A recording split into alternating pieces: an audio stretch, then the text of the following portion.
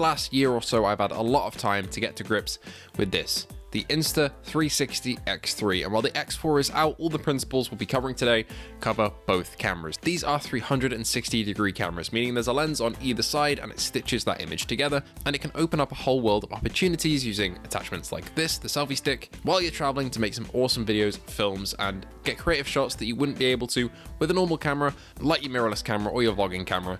These things can really open up new worlds for you. So today, we're going to be going through some general etiquette and tips that I've learned over the past year of using this thing, and also my favorite shots to pull out when I'm out traveling and filming, because I've traveled all over the world with this thing, and these are the shots that I rely on and fall back on that just make it a lot easier to be spontaneous. Pretty much all of these will just require an Insta360 extendable selfie stick. These things pull out, well, to quite a distance, and usually come with your Insta360. If you get some sort of deal during Cyber Monday or Black Friday like I did, they can handle a lot of abuse. This has been in saltwater, freshwater, pools, it's been in freezing cold temperatures, in hot temperatures, and it still works amazing. I mean, at the end of the day, it's just a stick, but it's held its rigidity very well, so you definitely need one of these for the shots we're going over in today's video. The first shot I'd recommend, especially for travel videos, is the over-the-shoulder or GTA camera. This essentially puts the camera in a third-person point of view behind you, following along as you walk along, say, the street or enter a different area. This can give a really good sense of passage of time as you move between locations, and can keep your audience on top of where you're going by cutting back to this angle, signaling to them that, okay, we're moving on to somewhere else, and it's a really effective tool to do that.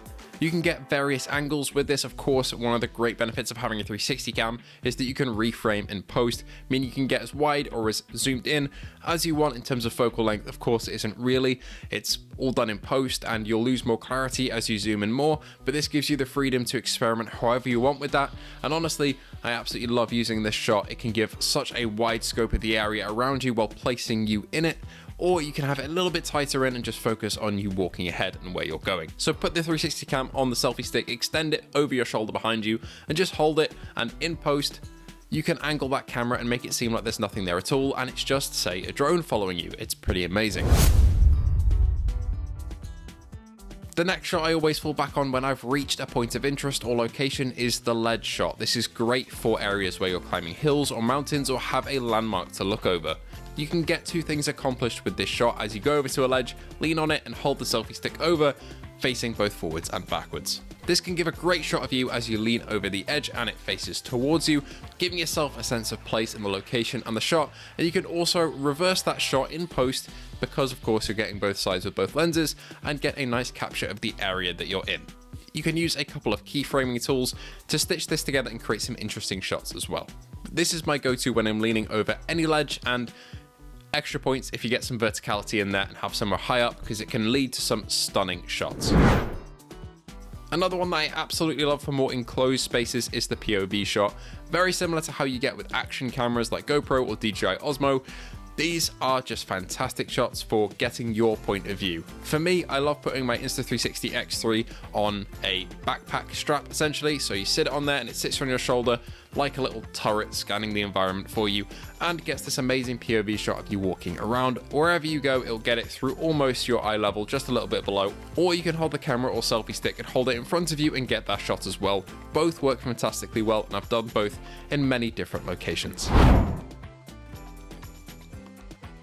One that I absolutely love for walking along mountaintops and other locations where I can get a lovely vista to my left or right is what I call the sidewalk. You get that selfie stick with the camera, you extend it to the side of you, and you walk along like you normally would, getting that side shot. And if you hold the camera just right, it can make it seem like you're not holding anything at all, and you're just being tracked by a cameraman to your right or left. Again, it can contextualize you in a scene, and is another really nice way of slowing down the pace and getting the environment that you're in along with you.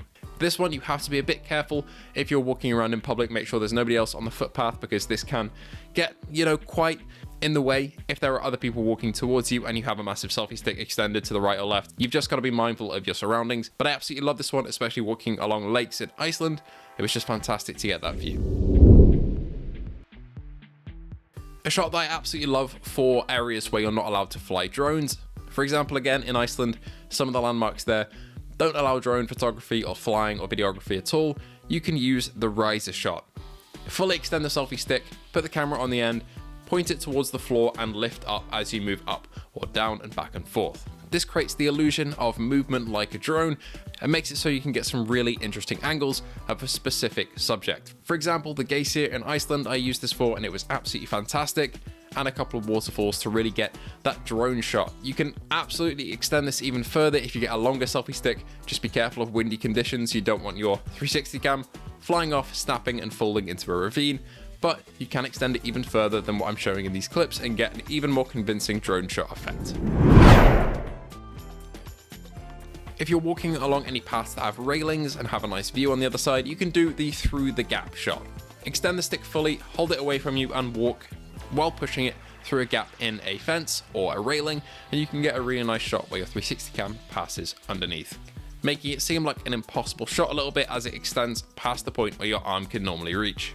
One thing you do have to be wary for here though is the stitch line. 360 cameras stitch together both images from the front and back, and this leads to sometimes there being a weird stitch line along the top when objects are close up, and you can see this in the through the gap shots that I've done a couple of times. It takes a bit of trial and error to know where to line up the lenses and to kind of experiment with where they're pointing.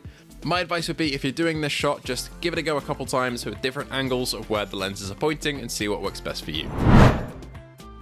Finally, I absolutely love the Timelapse Travel shot. Now, you can use this handheld, but what I'd recommend is actually the Insta360 selfie stick that both extends like the other one does.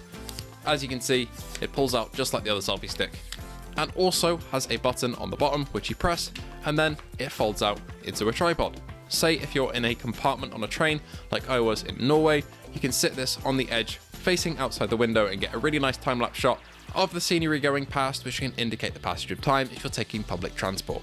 You can achieve this shot just by sitting there and holding the camera, but it's never going to be as steady, and you can steady this and decide how big and wide your shot wants to be in post by using software. Basically, every single 360 camera, Insta360 included, will have software that you can use after the fact to reframe, whether that's on your phone or on a laptop. I'd recommend laptop. It gives you a lot more export options, but I absolutely love this thing. Please let me know if there are any other shots that you use with your 360 cameras. Is there anything that you have that is a go-to? Do you love 360 cameras? Do you hate them? Have you used them before? Do you want to get one? Let me know any questions. I'd be happy to answer them. Anyway, thank you all for watching. I hope you did enjoy. Please feel free to like and subscribe, and I'll see you all in the next one.